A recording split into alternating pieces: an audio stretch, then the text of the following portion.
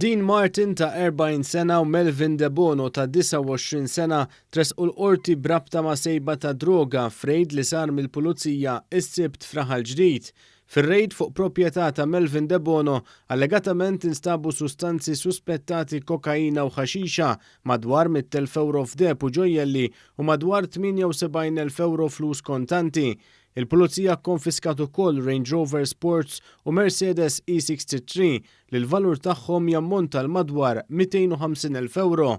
Fil-garaxx proprjetà ta' Dean Martin allegatament instabu madwar 3 kg u nofs sustanza suspettata kokaina li l-valur tagħha jlaħħaq 350,000 euro.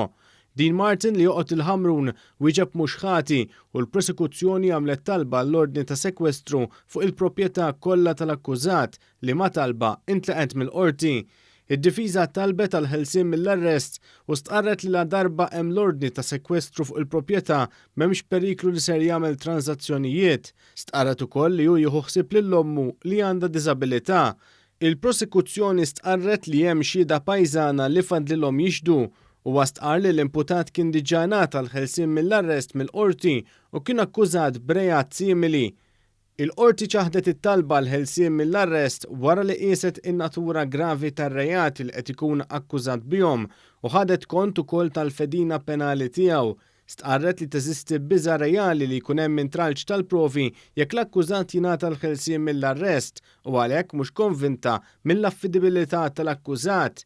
Melvin De Bono li joqgħod Raħal Ġdid u qal li jbieħ il-karozzi wieġeb mhux ħati għall-akkużi miġjuba kontrih. Il-qorti laqgħet it-talba tal-prosekuzzjoni għas-sekwestru tal-proprjetà kollha tal-imputat.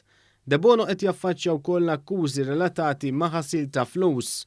Id-difiża mexxija mill-avukat Franco De Bono talbet il-ħelsien mill-arrest u għamlet referenza għal żewġ sentenzi oħra tal-qorti biex tiġġustifika din it-talba.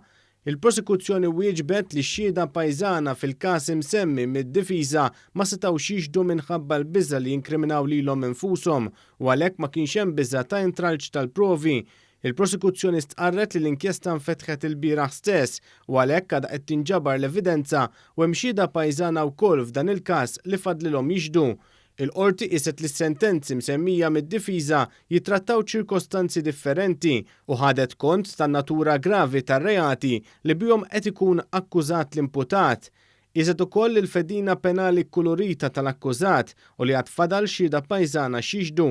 Il-qorti ċaħdet it-talba għal ħelsien mill-arrest.